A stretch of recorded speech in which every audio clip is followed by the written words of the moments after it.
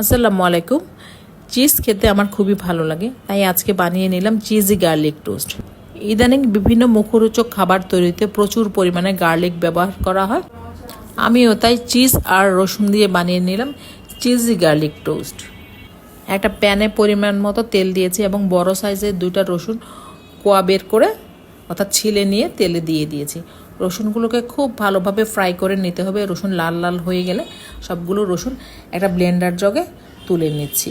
রসুন ফ্রাই করার পরে যে তেলটুকু ছিল আমি সেটুকু দিয়ে দিচ্ছি পরিমাণ মতো বাটার এবং চিলি ফ্লেক্স, আরও দিয়ে দিচ্ছি পরিমাণ মতো অরিগ্যানো। সবগুলো উপকরণ এবার ভালো করে ব্লেন্ড করে নিয়েছি।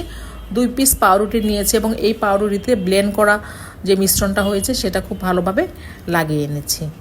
মিশ্রণটা লাগানো হয়ে গিয়েছে, এখন এর উপর ভালোভাবে আমি চিজ দিয়ে দিচ্ছি। এটা সল্টেড মোজারেলা চিজ, তাই আমি এক্সট্রা লবণ দিব না এখানে। এর উপর দিয়ে দিচ্ছি গোলমরিচের গুঁড়ো এবং কুচি করে কাটা একদম ফ্রেশ ধনেপাতা। সব শেষে কিছুটা চিলি ফ্লেক্স ছড়িয়ে দিচ্ছি। এবার এগুলোকে টোস্ট করার পালা। চুলায় একটা প্যান বসিয়ে দিচ্ছি। সেই প্যানে দিয়ে দিচ্ছি পরিমাণ মতো বাটার ভালোভাবে গলে গিয়েছে। এবার যে পাউরুটিগুলো গার্নিশ করে রেখেছিলাম পাউরুটি দুটোটা খুব সাবধানে প্যানে বসিয়ে দিচ্ছি। এগুলো এখন আস্তে আস্তে বাটারের ভিতরেই টোস্ট হয়ে যাবে। এটা চাইলে ওভেনেও করা যাবে, তো আমি চুলায় করে নিচ্ছি। এটা লো হিটেই করতে হবে, হিট বেশি দেওয়া যাবে না।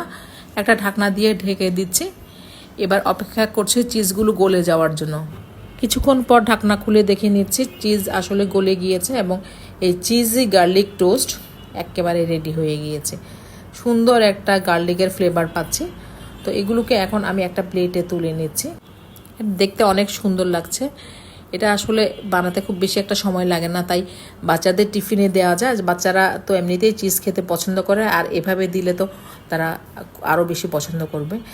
কর্নার থেকে কেটে নিচ্ছি। দেখতে খুবই সুন্দর এবং লোভনীয় লাগছে।